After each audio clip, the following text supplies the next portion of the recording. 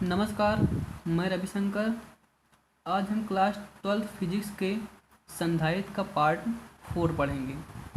Part 4 में जो अगला पॉइंट है वो है संधारित्रों का संयोजन, यानी संधारित्रों का कितने प्रकार से संयोजन किया जा सकता है। तो संधारित्रों के संयोजन की मुख्यतः दो विधियां हैं। तो पहली विधि जो है वो है श्रेणी क्रम संयोजन, दूसरा है समांतर क्रम संयोजन। यानी कि श्रेणी क्रम और समांतर क्रम संयोजन का हम सूत्र कैसे प्राप्त करते हैं उसके बारे में जानेंगे।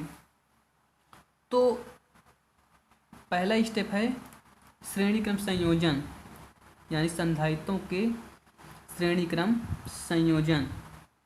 सीरीज कॉम्बिनेशन ऑफ कैपेसिटर्स, यानी संधारित्रों का श्रेणी क्रम संयोजन। तो जैसा कि ग्राफ में दिखाया गया है कि यहाँ पर मैंने 3 संधारित्र लिया है और प्रत्येक संधारित्र में 2-2 प्लेटें हैं और इसे V वोल्ट की बैटरी से संबंधित कर दिया है। तो होता क्या है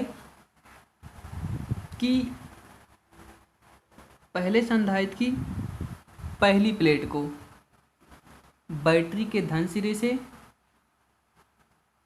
तथा पहले संधारित्र की दूसरी प्लेट को दूसरे संधारित्र की पहली प्लेट से और दूसरे संधारित्र की दूसरी प्लेट को तीसरे संधारित्र की पहली प्लेट से संबंधित करके अंतिम संधारित्र की अंतिम प्लेट को बैटरी के ऋण ध्रुव से जोड़ दिया गया है।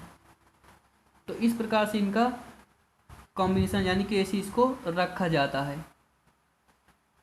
तो यहाँ पे 3 संधारित्र, यहाँ पर आपको ज़्यादा डेरिवेशन यहाँ पर नहीं देना है, ये समझने के मैं आपको बता रहा हूँ। बाकी इसमें थोड़ा डेरिवेशन लिख करके आप इसको प्रूव कर सकते हैं। तो एक बार फिर रिवाइज कर दे रहा हूँ कि यहाँ पर 3 संधारित्र हैं।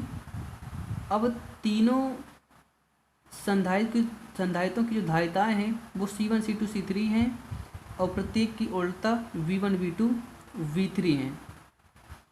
अब पहले संधारित्र की पहली प्लेट को विद्युत वोल्ट की बैटरी के धन ध्रुव से जोड़ दिया गया है तथा तीसरे संधारित्र की अंतिम प्लेट को ऋण ध्रुव से जोड़ दिया गया है। पहले संधारित्र की दूसरी प्लेट को दूसरे संधारित्र की पहली प्लेट से जोड़ा गया है और दूसरे संधारित्र की दूसरी प्लेट को तीसरे संधारित्र की पहली प्लेट से जोड़ करके एक संयोजन बनाया गया है।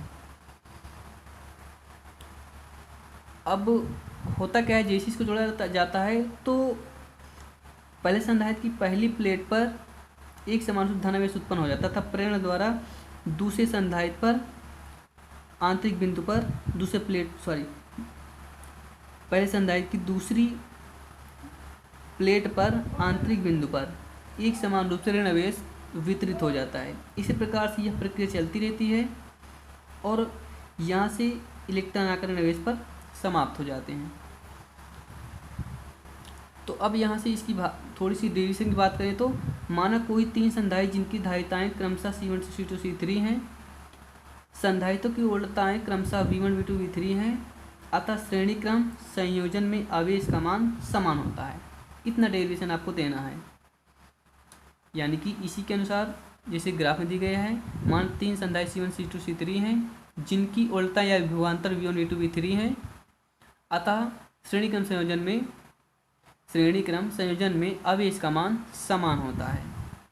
तो आप यहाँ से आप दिखा सकते हैं कि पहले संधारित्र की उल्टता, अब आपने विभव और आवेश में कुछ संबंध सूत्र दिया, Q बराबर CV आपने पहले पढ़ चुका है कि Q प्रोपोर्शनल V, तो यानी Q बराबर CV।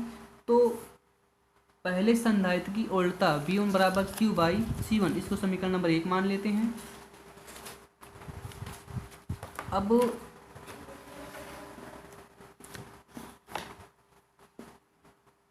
दूसरे संधारित्र की उल्टा V2 बराबर Q बाई C2, तीसरे संधारित्र की उल्टा V3 बराबर Q बाई C3। अब श्रेणी क्रम संयोजन में परिणामी विभवांतर यानी कि V वोल्ट की बैटरी जोड़ करके 3 संधारित्रों में विभव को बांटा गया है। तो उनका परिणाम यानी कुल विभव तो इसके योग के बराबर होगा। तो V बराबर V1 plus V2 plus V3 समीकरण नंबर 4। अब समीकरण 1, 2, 3 से समीकरण 4 में मान रख देंगे। तो V1 के स्थान पर Q/C1, V2 के स्थान पर Q/C2, V3 के स्थान पर Q/C3। अब यहाँ से Q कांस्टेंट यानी Q समान Q को बाहर कर लेंगे, जो समीकरण नंबर हम 5 मान लेते हैं।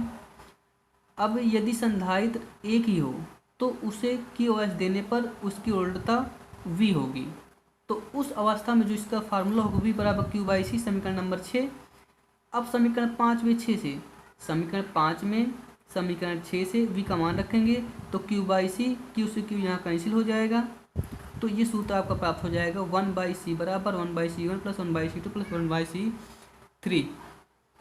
तो ये था संधारित्रों के श्रेणी क्रम संयोजन का सूत्र। यहाँ पर जो C है वो तुल्य धारिता है और C1, C2, C3 ये तुल्य धारिता की भिन्न भिन्न धारिताएँ हैं। अगर एक से अधिक धारिताओं को श्रेणी क्रम संबंधित किया गया तो आप इस फार्मूले को लगाकर उसकी तुल्य धारिता C का मान निकाल सकते हैं। धन्यवाद।